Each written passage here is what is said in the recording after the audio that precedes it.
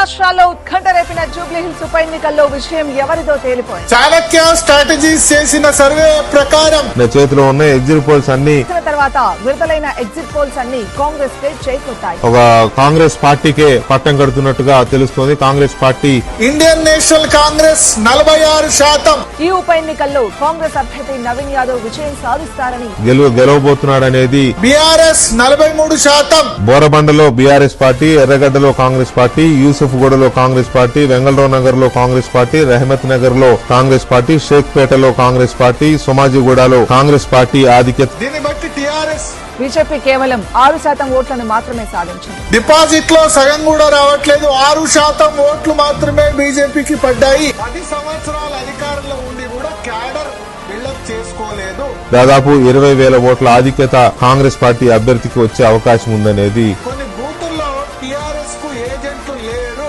అన్ని సర్వేలు కూడా కాంగ్రెస్ పార్టీ జూబ్లీహిల్స్ లో గెలుస్తాయని ఇప్పటివరకు చెప్తున్నాయి.